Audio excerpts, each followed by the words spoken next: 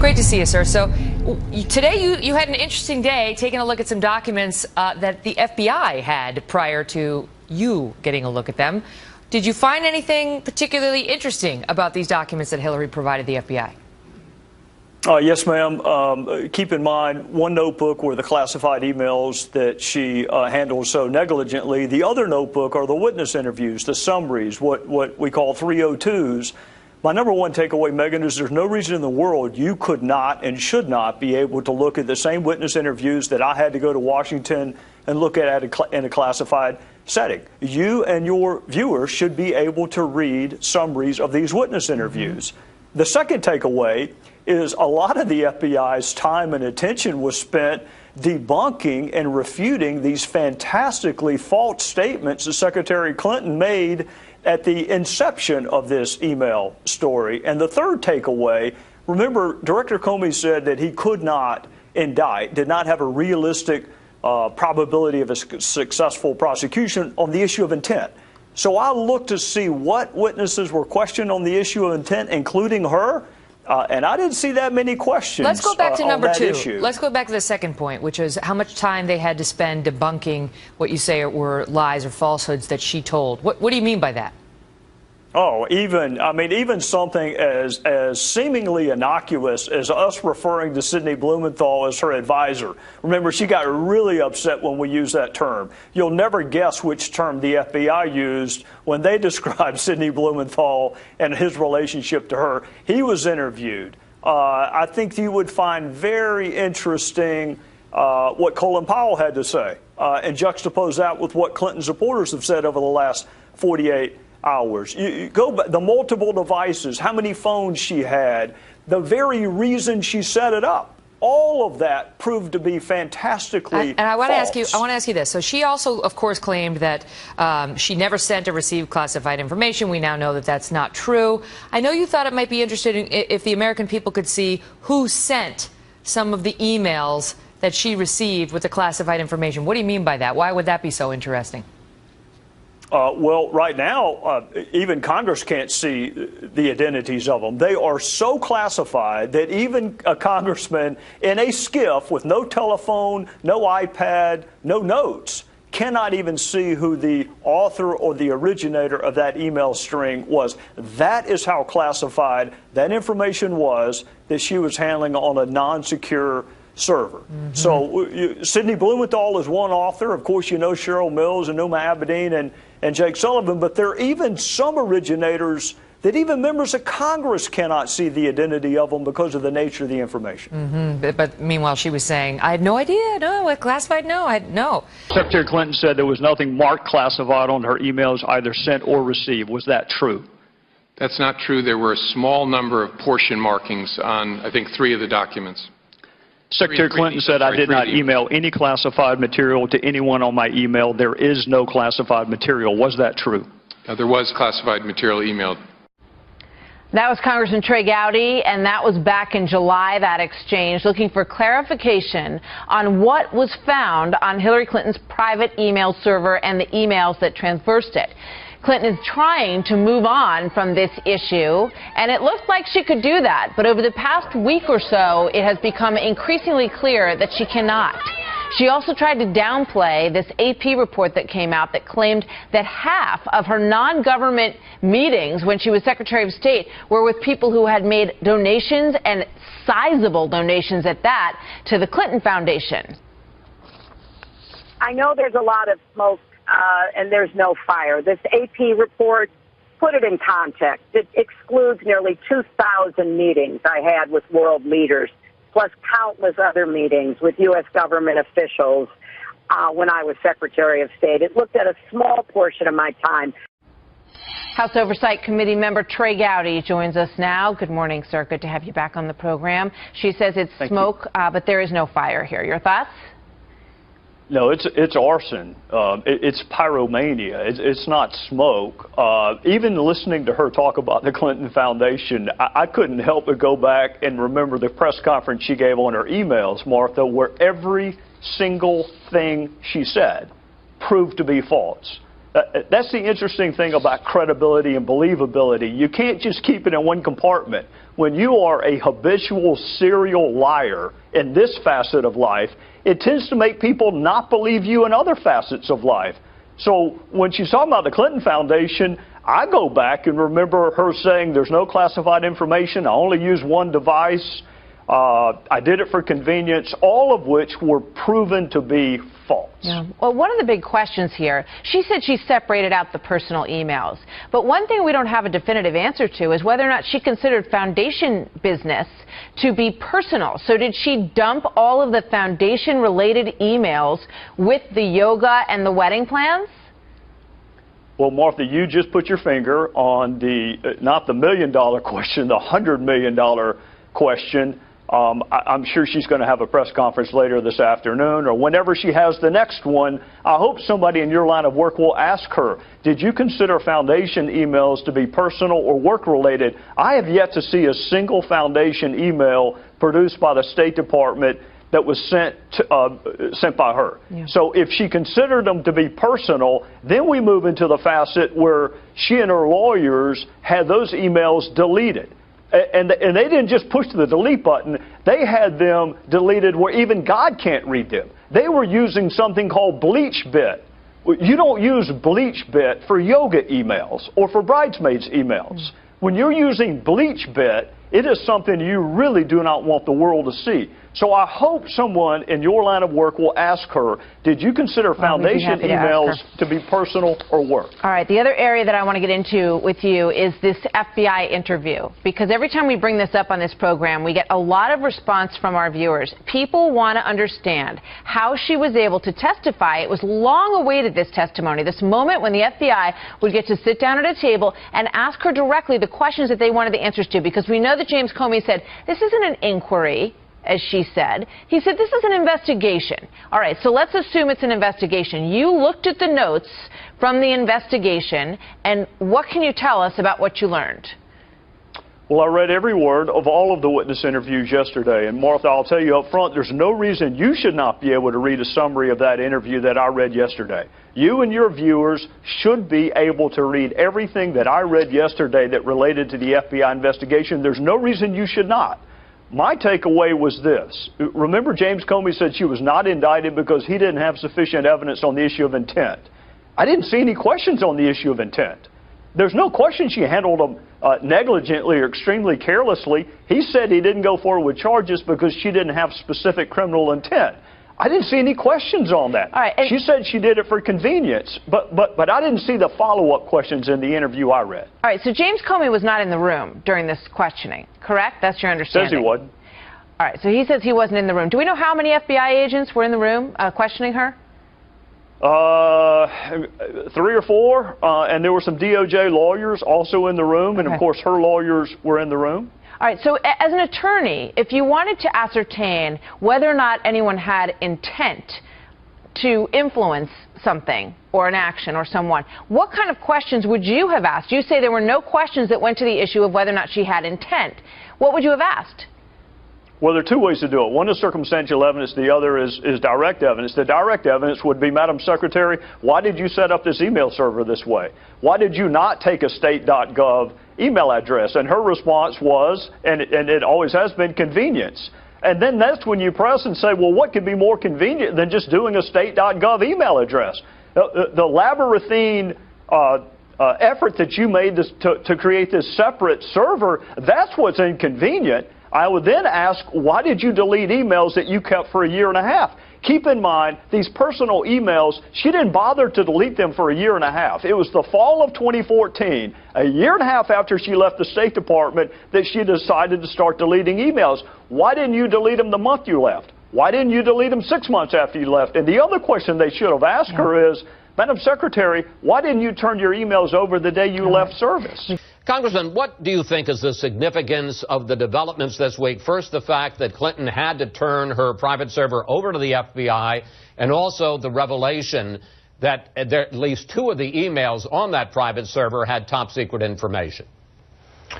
Well, Chris, I think it validates what we initially asked her to do in March, which is to turn her server over to a neutral, detached, independent arbiter. We suggested the Inspector General or a retired federal judge. Once it was determined that classified, in fact, more than classified, compartmented information was on that server, the FBI then had jurisdiction. So I wish she had done this in March. We would be further down the road, but she swore she would never turn the server over again, and I guess she didn't. It was taken. It wasn't turned over. It was taken. Well, you talk about wanting a neutral, detached observer, and one of the questions I have for you is whether or not the FBI, in your mind, fits that bill. How much confidence do you have that the FBI, which is part of the Obama Justice Department, will conduct a thorough investigation, one, into whether Clinton mishandled classified information, and secondly, whether she turned over all of her work emails to the State Department, or whether perhaps that she deleted, destroyed, scrubbed some of those emails? Well, I'm 100% confident in the first, and I'll tell you why, Chris. From 1994 to 2000, I worked for the Department of Justice under a president named Clinton. And I don't think I knew the political ideation of a single FBI agent. So I think they're the premier law enforcement agency in the world. I think that they are as apolitical as anything can be in this culture, and I think they're going to go wherever the facts take them. But that's with respect to classified information. The completeness or the wholeness of the record, I frankly don't think that's what the Bureau is looking into. That's what the Inspector General wanted to look into. And when the Bureau was through with the server, I hope they will turn that server over to the Inspector General so they can determine whether or not the record is full and complete. Well, that raises the question, what if it turns out, and this is actually what Clinton and her lawyer have said, the server has been scrubbed clean, and any of those 30,000 emails that she destroyed that she said were about yoga lessons and Chelsea's wedding, what if they're not available? What does that tell you?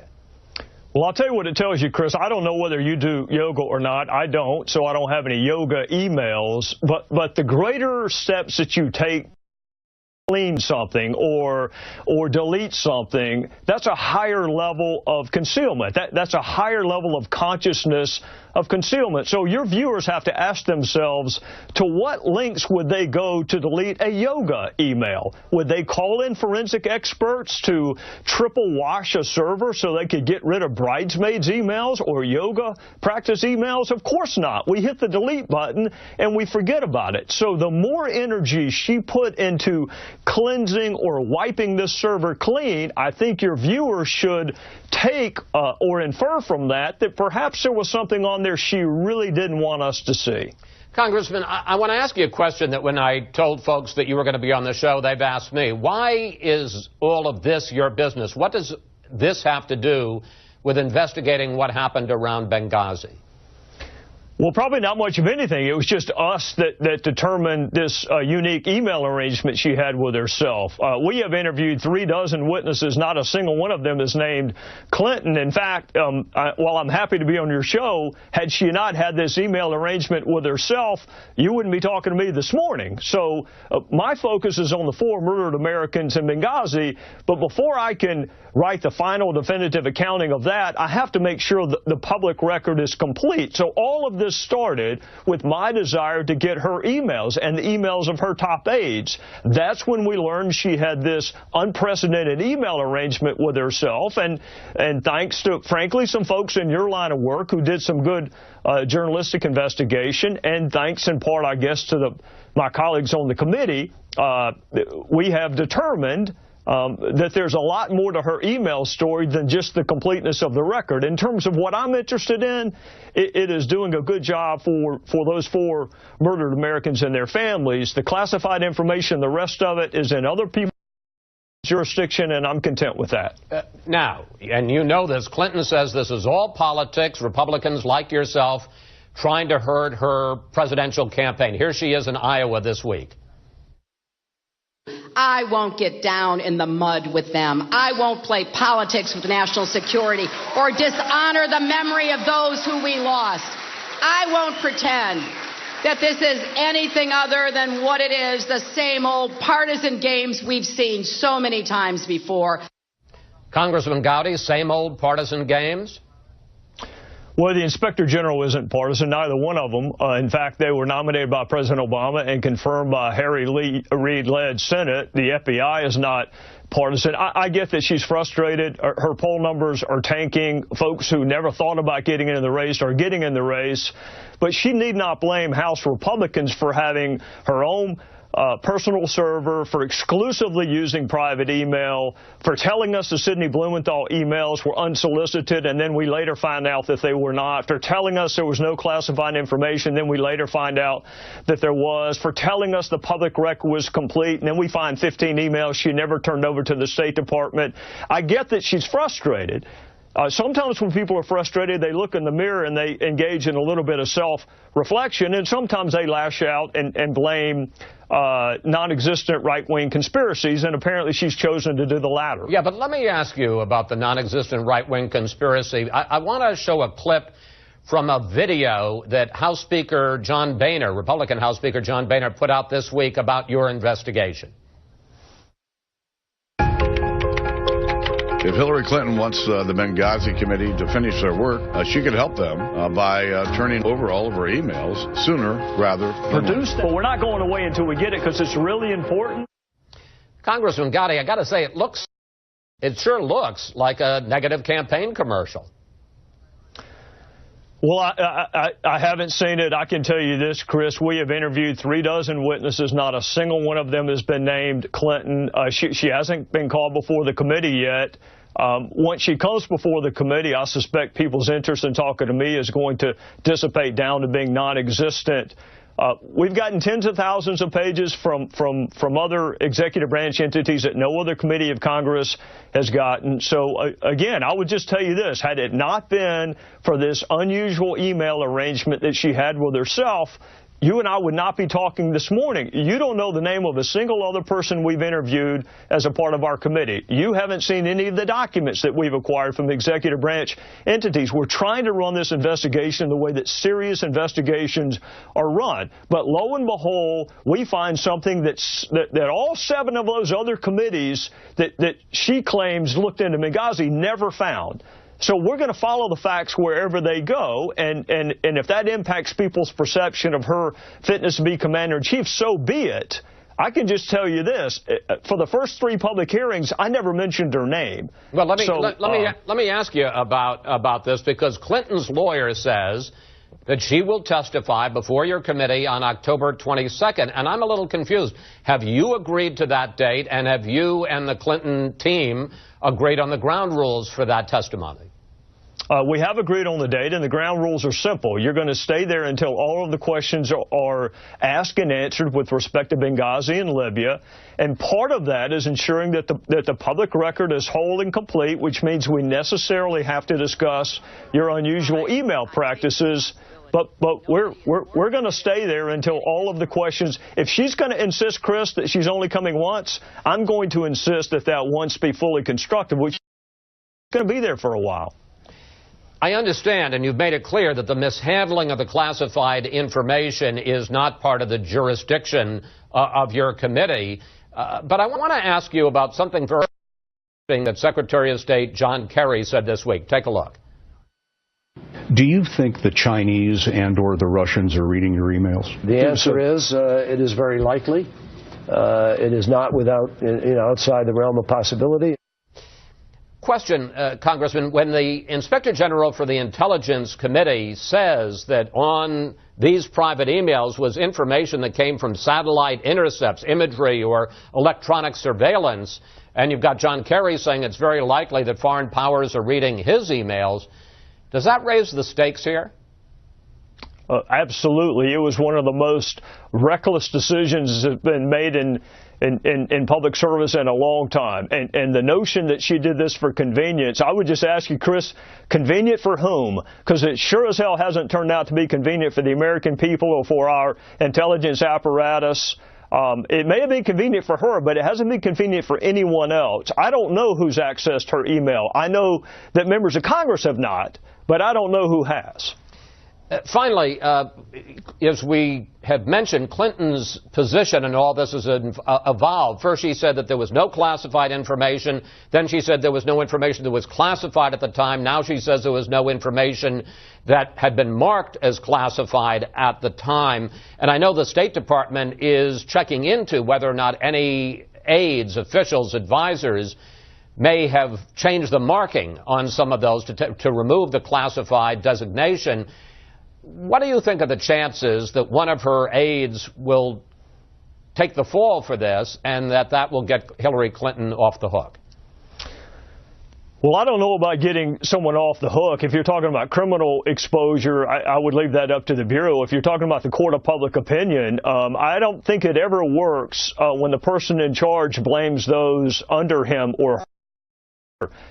It's never worked in any position I've ever been in life. She's the Secretary of State. She's the top diplomat for the country, and either she knew or should have known what was being sent to her. So the notion that somebody under you is going to take the fall, metaphorically speaking, I think my fellow citizens would reject that.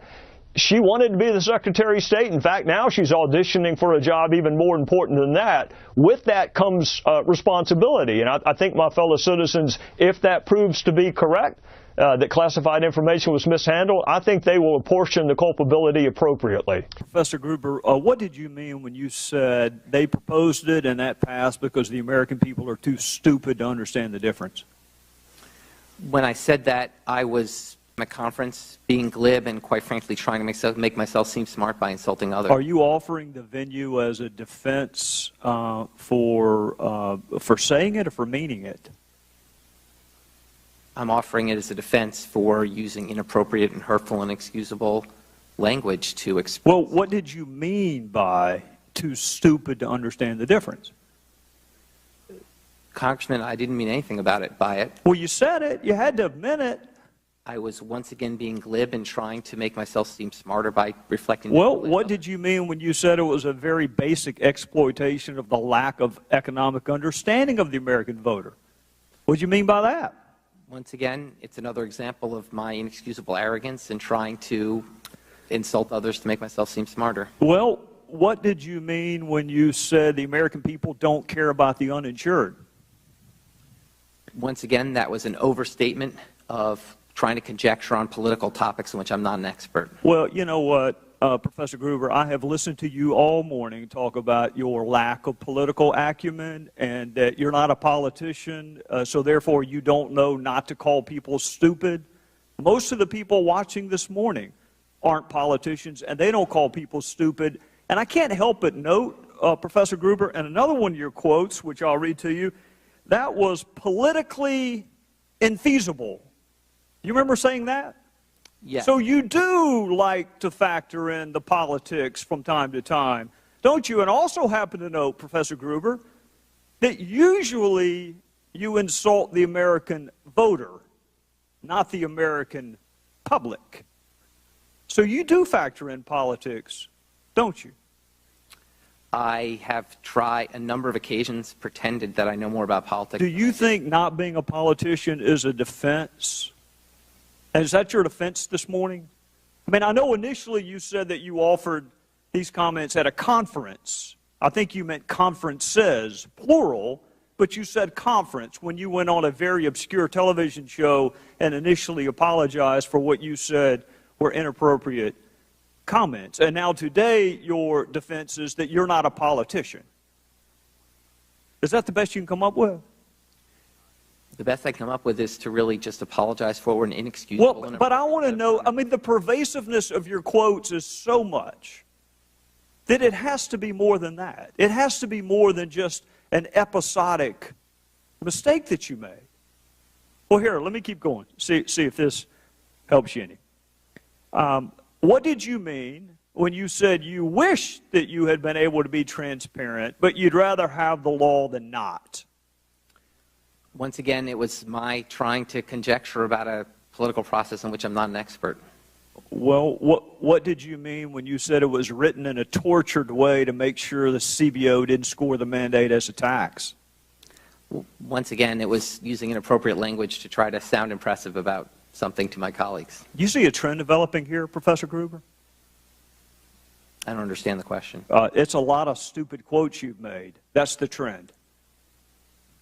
A lot of you see them? Inexcusable quotes. Yeah. Right. And again, your defense is that you're not a politician. The lack of transparency is a huge political advantage. Well, what does a non-politician do in talking about political advantages? A non-politician is talking about political advantages to try to make himself seem smarter by conjecturing about something he doesn't really know. So you're a professor at MIT and you're worried about not looking smart enough? Yes. Okay. Well, you succeeded, if that was your goal. Now, I want to ask you, are you sorry? When did you realize that these comments were inappropriate? Because it took you about a year to apologize, so I'm trying to figure out if you realized sooner that they were inappropriate, or was it just the morning before you went on MSNBC that you realized that it was inappropriate? When did you realize that these comments are indefensible and inappropriate? I honestly didn't remember making them. You didn't remember calling your fellow citizens stupid, and you didn't remember saying that you're the only person who cares about the uninsured, that the rest of your fellow citizens don't give a damn about the uninsured? You don't remember saying that? I don't, because they were really glib and thoughtless comments that I made. Well, Professor Gruber, let me just tell you what it looks like from this vantage point, is that you thought that they were really pithy and really funny until the video showed up. And then even then, it took you a little while to apologize. And what I'm struggling with is whether your apology is because you said it or because you meant it. Which are you apologizing for? Because you said it or because you meant it? I didn't mean it. I'm apologizing. All of these quotes that I just read to you, you didn't mean a single one of them. Not a one. What I said, Congressman, is that I was using glib, thoughtless, and really inexcusable language. You used them a lot. You used them a lot, Professor Gruber, which tends to undercut the notion that you were sorry for an episodic misstatement. I just read to you about 10. You see why people might possibly think the apology is a little disingenuous? Maybe. I'll yield back, Mr. Chairman. If the gentleman yield me just 10 seconds. Following up on Mr. Gowdy, when you made these repeated comments, these glib, inappropriate comments in an intellectual community with lots of other like-minded people, did anybody come up to you and tell you that what you were saying was inappropriate? Not that I can recall, no. I guess what you said was popular in that community. We now go to the... And I want to say this, too. I want to thank my friend Ced Richmond and Hakeem Jeffries and others who are working on this issue because they want a justice system that is colorblind. After all, it's represented by a woman wearing a blindfold, so let's go ahead and make it colorblind. And both of those guys have worked really, really hard and will continue to do so, because let me tell you what my goal is. My goal is for witnesses to feel comfortable cooperating.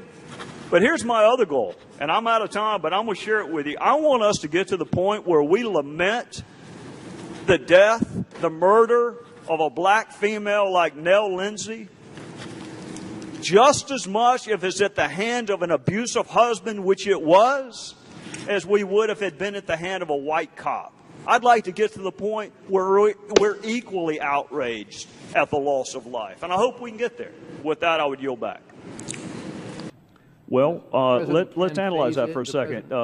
Congress decided in its collective wisdom that if you possess X amount of a controlled substance, you are going to get X amount of time in prison. You may like mandatory minimums, you may not like them. This administration summarily dispensed with that law.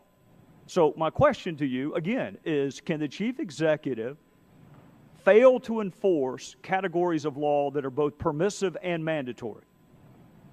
Well, it is well established that the executive branch has prosecutorial discretion to decline enforcement. And what are the limits of that prosecutorial discretion? You know, very frankly, I'm not an expert on that. Well, let me ask you this. Can the president, let's assume that a statute required you to show 2 pieces of identification to purchase a firearm. Can the chief executive knock that down to 1? I guess I'd have to know a little bit more, but I would... It's a very simple fact pattern. You have to show two forms of ID to possess or purchase a firearm. Can the chief executive, under his pardon authority or his prosecutorial discretion authority, knock that down to just one form of identification? Well, I'm not aware of limits on the president's pardon authority.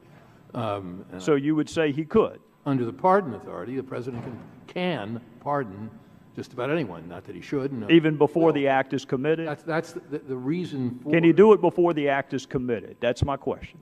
I'm sorry? Can he do it before the act is committed? Again, that's above my pay grade. I don't really know that. If the president can fail to enforce immigration laws, can the president likewise fail to enforce election laws? Whether the president can pardon someone before a prosecution is initiated or before an act? Well, I think I know the answer to that question. My question was before the act was committed. He certainly can before the prosecution. My question is this: if you can dispense with immigration laws or marijuana laws or mandatory minimums, can you also dispense with election laws? Again, I think we've gone over this ground many times. Well, just humor me. Let's do it one more time. Can the president suspend election laws? No. Why not? If he can suspend mandatory minimum and immigration laws, why not election laws? Because we live in a government of laws, and the president is bound to obey them and apply them. Well, he's not applying the ACA, and he's not applying immigration laws, and he's not applying marijuana laws, and he's not applying mandatory minimums. What's the difference with election laws? We have a disagreement as to whether, in fact, he is applying those laws. Did My he? view is that he is applying those laws. Did Eric Holder instruct his prosecutors to no longer follow the mandatory minimums with respect to charging decisions? Now, this is an area where I really don't know nearly as much as you do, Congressman. I'd find that shocking that anybody would not know more than I do on any topic. Who would you like? You want me to ask Professor Turley? That my impression is that he's not exactly doing what you've just said. Well, tell me how I'm wrong, because Eric Holder sent out a memo that we are no longer going to put in the indictment the drug amounts. Do you agree with me that Congress can pass mandatory minimums? Constitutionally, yes. Do you agree that Congress can pass statutory maximums? Pardon me? Can Congress also pass statutory maximums? In other words, you can't get more than 30 years for a crime. Of course. Can a president exceed a statutory maximum? Can he extinguish, did you say? No, can he exceed it? Can he exceed it? Well, how would he do that? I mean, keep someone in prison beyond his prison term. Well, if you can put them in prison for less time than Congress says is the law, can you also do it for more time than Congress says is the law? It's really, it's not. This is kind of fruitless because it's an area that I really don't know. Professor Turley, what are the limits of prosecutorial discretion? And if the president can suspend immigration laws, marijuana laws, why not election laws? The president was given different duties and powers. The president was given the duty to take care that the laws be faithfully executed. So my question, Mr. Speaker, is what does that mean to you, that the laws be faithfully executed? We know the president can veto a bill for any reason or no reason. We know the president can refuse to defend the constitutionality of a statute, even one that he signs into law. We know the president can issue pardons for violations of the very laws that we pass. And we know that the president has prosecutorial discretion as evidenced and used through his U.S. attorneys. Mr. Speaker, that is a lot of power. What are we to do when that amount of power is not enough? What are we to do when this president or any president decides to selectively enforce a portion of a law and ignore other portions of that law? What do we do, Mr. Speaker, regardless of motivation, when a president nullifies our vote by failing to faithfully execute the law? How do we explain waivers and exemptions and delays in a bill passed by Congress and affirmed by the United States Supreme Court? How do we explain away a refusal to enforce mandatory minimums that were passed by Congress and affirmed by the Supreme Court? And why pursue, Mr. Speaker, immigration reform if presidents can turn off the very provisions that we passed? You know, in the oath that brand new citizens take, it contains 6 different references to the law. If it's good enough for us to ask brand new citizens to affirm their devotion to the law, is it too much to ask that the president do the same? If a president can change some laws, can he change all laws? Can he change election laws? Can he change discrimination laws? Are there any laws under your theory that he actually has to enforce?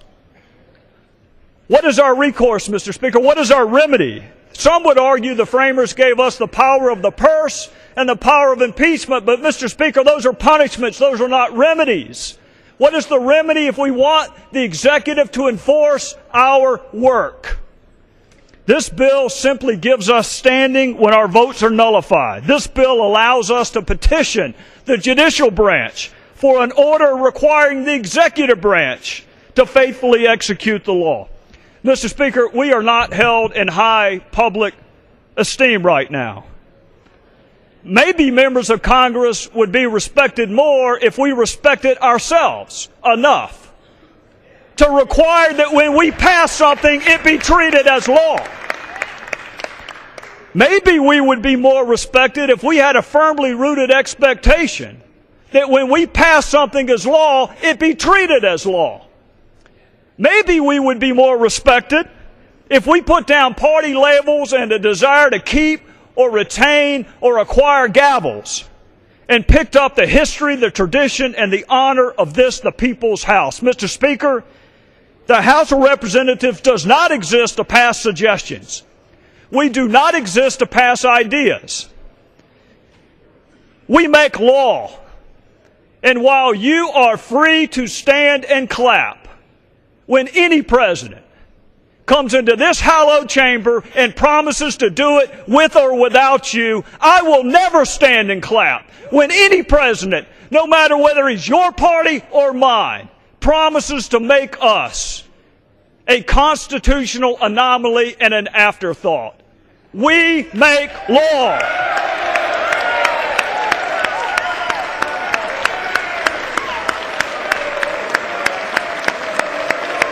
Expired.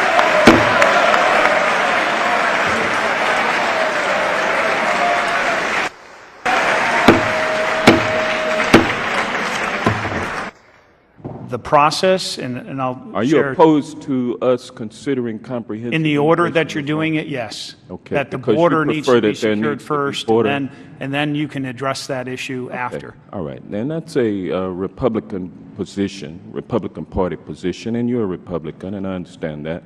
Let me ask you this question. Do you need automatic weapons to help you with border control? We have in Arizona, through the chair, If you could say yes or no, and then you could explain. semi-automatic weapons. Do you need automatic weapons? We don't have to have automatic weapons, no. Do you need mine-resistant, ambush-protected vehicles to help you patrol the border? Not for the border, but for our SWAT team, yes. Thank you. Do you need silencers in order to help you patrol the border? For our SWAT team, that's a tactical move, but it's not necessarily targeted. Why does for your SWAT smuggling. team need mine-resistant, ambush-protected vehicles? Because, sir, through the chair, our county doesn't have the money to buy a SWAT vehicle. Why do you need it in order to enforce border security? Why do you need a mine-resistant, ambush-protected vehicle? And this is so where... Thank you. And do you need... No, sir. Sheriff, you may answer the question. You cannot ask a question and then not allow the witness to answer it. Mr. Sheriff, Chairman, I wanted a yes or no answer. He answered the question, and I'm ready to move on. Sheriff, have you answered the question as completely as you would like to? Mr. Chairman, I'm ready to move on. The gentleman is not recognized. Sheriff, have you answered the question as completely as you would like to? And this is where us in law Mr. Chairman, enforcement... regular order, please. Regular order. In law enforcement, we have 420,000 residents of my county, and we are the SWAT team for Point of all information, 13 Mr. law enforcement agencies. And for high-risk warrants, barricade situations, almost never have we used an armored vehicle for anything to Point of order. Illegal immigration, Mr. Chairman. Point of order, Mr. Thank you, Sheriff. The gentleman is out of time. If you have another question, I have a point of order that I'd like to state your point of order. Is it within the rules of this committee that the chairman can interrupt a legislator asking a question of a witness? If that legislator is not allowing a witness to answer a question, you daggum right he can. Yes, sir. The gentleman is out of time. I take exception to the chairman's The chair would now recognize the gentleman from Iowa, Mr. King. Thank you, Mr. Chair. Very much appreciate your gracious welcome. I want to put on my old hat for just a second. As a prosecutor, there are 10 things our forefathers thought enough about and thought were important enough to remind us of even shortly after our foundational document was ratified. And second on that list of things that they thought were important was the right of Americans to keep and bear arms. And they thought it was important then, and it's important now for at least 3 different reasons. Number one, the right to defend oneself or defend one's family or defend others who frankly are in need of self-defense is not a right that government gave you. It is a natural right, and no government can take it from you. Number two, there was and there is a need for the citizenry to be trained to handle weaponry. Number 3, our government is based on consent. The people consented to be governed in exchange for certain representations that were made to us. It is sort of akin to a social contract. And consent, both in theory and in actuality, can be withdrawn. Like with so many other conservative concepts, that 3-part tripartite analysis of the Second Amendment came from a guy named Scalia in the landmark Second Amendment case, D.C. versus Heller. And I don't know what your politics are, and frankly, your politics are none of my business. I can just tell you from my side, I'm a Republican. From my side, we have lost 5 out of the last 6 popular votes for president. 5 out of the last 6 times, our fellow citizens went into the ballot booth and pulled the curtain. They pushed the button more times than for my side than for the other side. So when you've lost 5 out of the last 6 anything, I think it is important to figure out how to persuade people that there are legal, constitutional, and practical underpinnings to our belief in the Second Amendment. But it is also important that we empower ourselves to confront the arguments made by those on the other side. So let's just start at the top. I do not need this president or any other law professor lecturing me on those who have been victimized by crime and violence. I saw it. I lived it. I experienced it. So when this president and others were working on their innocence projects, I was working on some guilty projects. And in every one of those cases, I had family members with me, along with law enforcement, who had been victimized by gun violence. So I don't need this president talking to me about having compassion for those who have been victimized. With freedom comes a corresponding responsibility. This is important because that responsibility is owed by you personally. I have a responsibility to exercise my freedom judiciously and appropriately with you. But collectively, what do we call that responsibility? This responsibility that we exercise our freedoms appropriately, what do we call that? We call it the law. Think about it. That's what the law is. We have codified that responsibility that we feel towards one another. So here, I want to ask you, how is this administration doing in the enforcement of current laws? You already know this. It's against the law currently for convicted felons to possess firearms or ammunition. So rather than register them to vote, why doesn't this administration actually prosecute those cases? Lying in the application for the purchase of a firearm, already against the law. How are they doing on the prosecution of that? Those that have been court-martialed, already against the law to possess a firearm. Those who have been adjudicated mentally ill so they do not know the difference between right and wrong. How are they doing in the prosecution of that category? Those addicted to controlled substances, already against the law for you to possess firearms or ammunition. How is this administration doing? They are clamoring for new laws, and they talk about gun control. And let me tell you, friends, this is to empower you to make the argument. There is gun control. There are controls over who can have guns, where you can have them, and what kind of guns you can have. And this administration is anemic in enforcing the current law. So they want to win. They want to win the debate on the Second Amendment. I want to win the war on crime. So I want to say this. I want you, and obviously you are, or you wouldn't be at this convention. I want you to continue to educate yourself and those around you on the legal, constitutional, and practical underpinnings of the Second Amendment. But I want us to collectively just agree that we will be damned if we are going to take lectures on compassion and the human toll of crime from an administration that advocates for sanctuary cities to protect convicted felons from deportation, and then those felons wind up killing daughters who are walking with their fathers on piers in San Francisco. You want more gun laws? Mr. President, I want you to enforce the ones that you already have, because I'm not interested in a sanctuary for Mr. Lopez. I'm interested in a sanctuary for the Kate Steinleys of the world. Thank you, and God bless you. God bless America.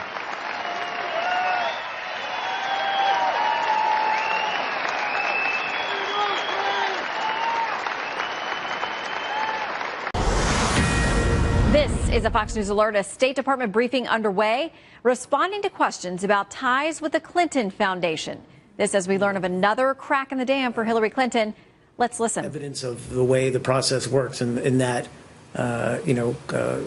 any Secretary of State has aides who are getting emails or contacts by a broad range of individuals and organizations. So as far as you're concerned, what these emails, like the ones that just were released today, don't show anything new? This is old news. You guys have already looked into this and decided that there wasn't any problem?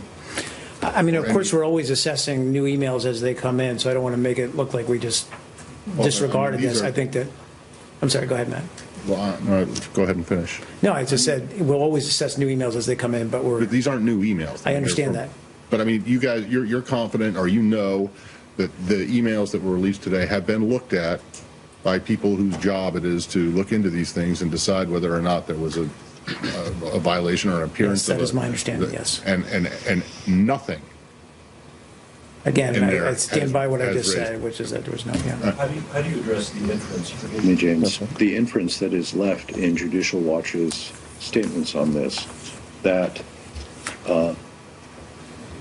meetings were granted to certain people who were also significant donors to or partners with the Clinton Foundation, and they leave the inference that people were getting meetings or getting consideration at a minimum for meetings because they were big donors to the foundation. I mean, I guess I would just once again emphasize that there wasn't a single channel for access to the Secretary of State, then Secretary of State Clinton, and for senior aides in the department at that time to have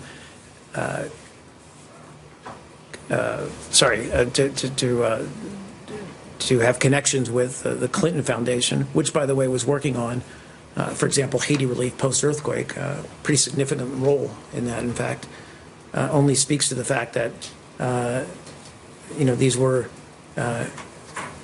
important people who had reason to convey information to the Secretary. There was nothing that we have seen that implied any kind of untoward relationship. But my question goes really to the fund. I mean, it's clear in the American domestic political tradition, it is completely explicit. You pay X thousands of dollars and you get to go to a reception with the president or a candidate for the presidency. And, I've been at fundraisers standing on the outside of them where there are different levels of money you cough up, and that governs how much access you get and whether you get a photo with them or not and so on.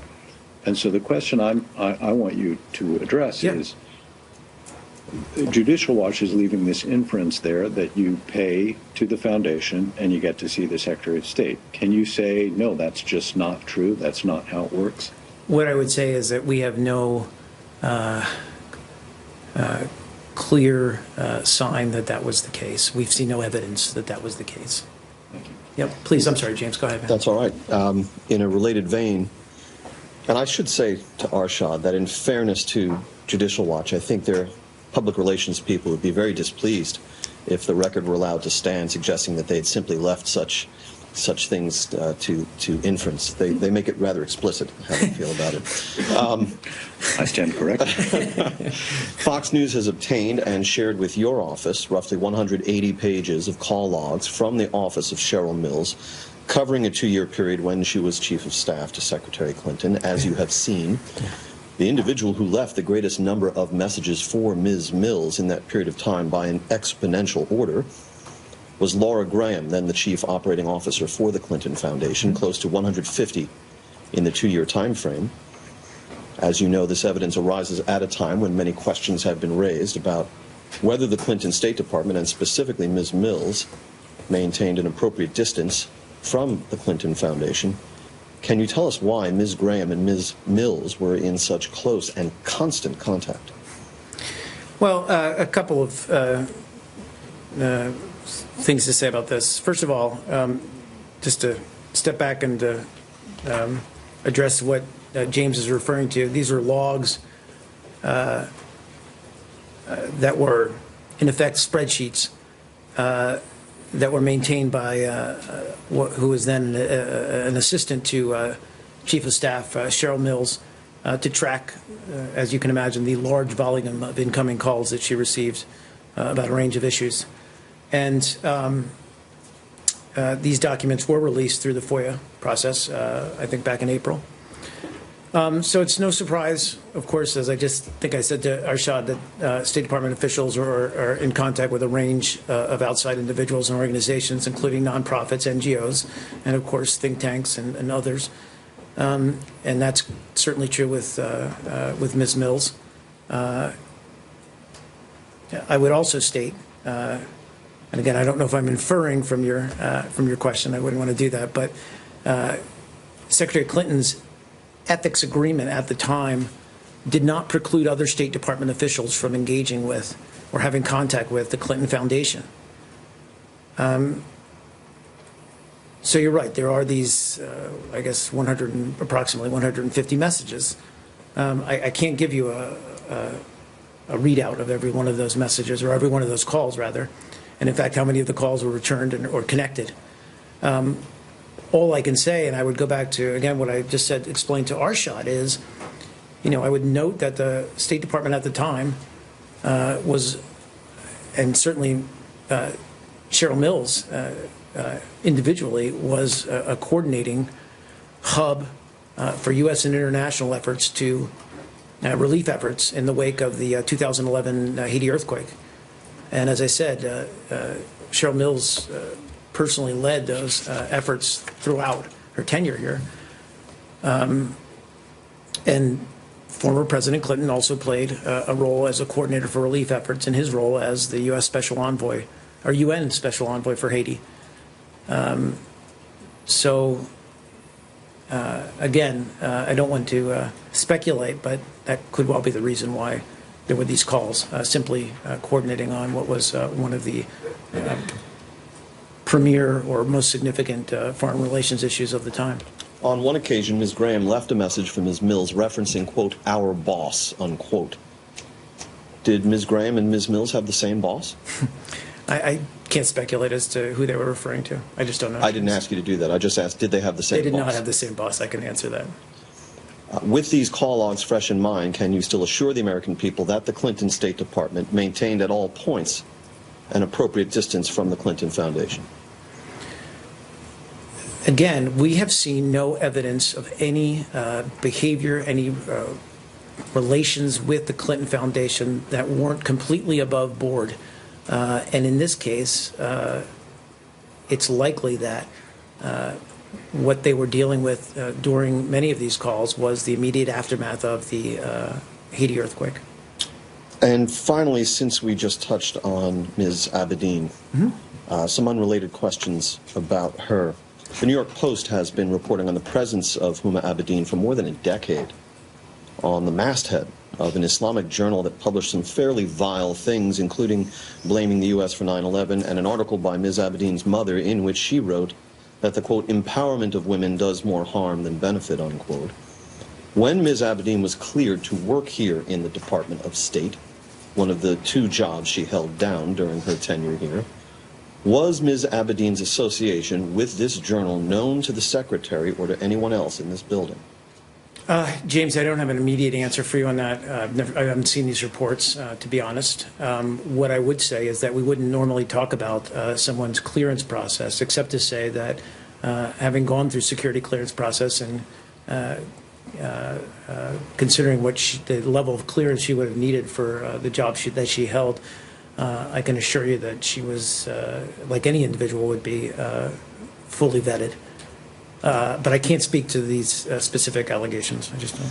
The presence of a State Department employee or a prospective employee on the masthead of a journal that is published and disseminated would typically be the kind of thing that those who do the vetting. All right, we want to bring in Chief Intelligence Correspondent Catherine Herridge. She is live in Washington as we've been monitoring this State Department briefing today. Catherine, a lot of tough questions and a lot of hesitation from Mark Toner.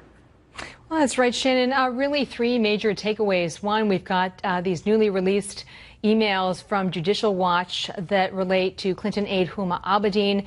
She has been the focus of a congressional investigation because she wore multiple hats when she was at the State Department, a State Department employee, also an employee for the Clinton Foundation, and then also this Clinton-aligned consulting group called TREY. And the question is whether this has been a conflict of interest. So we got to some of that at the briefing. The second is about the Clinton Foundation and whether one could draw the conclusion that when the Crown Prince of Bahrain gives a $32 million donation to the Clinton Foundation, this really paved the way for an in-person meeting with Secretary of State Clinton. The State Department spokesman Mark Toner just said that they did not see evidence of that being the case, though one has to wonder what evidence they would need to reach that conclusion at the State Department, because unfortunately one of the things that we have seen in our ongoing reporting is that the State Department has not been sort of a neutral arbiter of the facts always when it comes to the Clinton emails and the foundation. They've really almost become her defender-in-chief in many respects. All right, Catherine Herridge reporting live on what we are seeing out of the State Department now. We are going to get reaction now with Congressman Jason Chaffetz, who is joining us now in studio, chairman of the Oversight Committee. What do you make of these new revelations and the tough time that Toner is having in trying to answer these questions about unearthed emails we haven't seen before, emails suggesting that the access to the Secretary of State was through the Clinton Foundation, and by the way, allegations that she and the Clinton Foundation are denying? Well, he can't definitively define something because he's left in the dark. And look, when this originally started, Hillary Clinton created this system and this relationship with herself, something that the Inspector General found so problematic that he referred the matter to the FBI for criminal investigation. And so he's left not being able to definitively defend her or tell the American people that the State Department assets, the assets of the United States of America, were not commingled with both the Clinton Foundation and who knows what else. Okay, now to the issue of the FBI. You have authored a letter with Congressman Goodlatte of the Judiciary Committee asking and pointing out FBI Director James Comey's statements against Mrs. Clinton's statements and saying there are factual discrepancies and asking whether a perjury investigation will be initiated. You address that to the U.S. Attorney in D.C. Where's it going to go? Anywhere? Is it a waste of time? As supporters of Mrs. Clinton say, it's a witch hunt that wastes government time and resources. It was pretty stunning that the FBI director came before the members of the House and said that during their year-long investigation of the lies and what was going on with Hillary Clinton's emails, that they never looked at Hillary Clinton's testimony under oath. I mean, that was pretty stunning. It's public record. You raise your right hand, you swear to tell the truth, the whole truth, and nothing but the truth, but the FBI didn't look at that. So evidently they needed a permission slip from Congress, which we've now given them, and we expect them to follow up on that, because clearly what she said under oath and what she did are two totally different things. To me, that's lying and misleading to Congress. Is there any sort of timeline on that, or when do you expect that you'll get a reply about whether it's going to be Sooner rather than later. What the FBI gave us on Tuesday was in a secret format down in the SCIF, the Secure Communication Facility there in the House of Representatives, are the 302s, the background information, but chock full of redactions. Even I, as the chairman of the Oversight Committee, there's so much classified information there, something that's so sensitive that I can't even look at it. I don't even have the high enough security clearance. At the same time, Hillary Clinton's still telling that everybody that, you know, there were no emails that I sent, no emails that I received that contain classified information. Well, her camp keeps saying if the Justice Department's going to release it at all, they want it to go to everybody, including me, average person with no national security clearance. Would it be helpful? Are you saying that what they're producing is so redacted that it wouldn't really make sense to the average person? It is terribly irresponsible for Hillary Clinton to suggest that everything should be released, because it puts people's lives in danger. She still doesn't get it. What we're asking the FBI in a letter today to do is create an unclassified version and then release that to the public. That, to me, it's available on the Freedom of Information Act. Let's go ahead and get that out there sooner rather than later. And if it's true that the Hillary Clinton campaign and she personally wants that information out there, then let's do it responsibly, not do it the way she wants to do it, which is just release everything. That puts people's lives in danger. Well, some people question whether they really do want the full release. We'll see. I want to talk through at least a couple of these emails that are surfacing today. The Judicial Watch is as a portion of their work. We have Doug Band, obviously a very close confidant of President Clinton, helped him form the Clinton Global Initiative connected to the Clinton Foundation, sending an email to Huma Abedin saying CP, meaning Crown Prince, we believe, of Bahrain, in tomorrow to Friday, asking to see her, good friend of ours. And then he asked to see HRC Thursday and Friday through normal channels. I asked, and she said she doesn't want to commit to anything. Longer that continues on there. Then Huma Abedin at some point responds and says, offering him tomorrow for a meeting with HRC. If you see, let him know. We have reached out through official channels. And apparently the story goes, when they reached out through official channels, they couldn't get to her. When they reached out through the Clinton Foundation channels, they could get to her, and that he'd made a very sizable commitment or donation. Well, this has happened by the millions of dollars, and that begs the question, and I think it's a legitimate question. They've created this problem, the Clintons did, by having this entity, and now as James Rosen is reporting through the good work of Judicial Watch and others, that here are 150 messages left by the Clinton Foundation to the chief of staff, to Secretary Clinton. I mean, come on, it doesn't take but a third grader to add this up and say, wow, you give tens of millions of dollars through the foundation, then you get the access that you want. I think that's a legitimate question that even the State Department spokesperson, when given an opportunity, could not refute. He had a tough time with it. But again, through her campaign and the official channels, they're saying there's nothing there, that there is no connection. And she should have a press conference. She's been 261 days without a press conference. This is what happens when you have a candidate that just hides and doesn't answer questions. That's what happens, is you're left with more and more questions. She needs to have a press conference and let the media ask her. We would love to. We have a lot of questions. We'd love to see that. Yeah. Chairman, good to see you. Thanks for coming in today. All right, as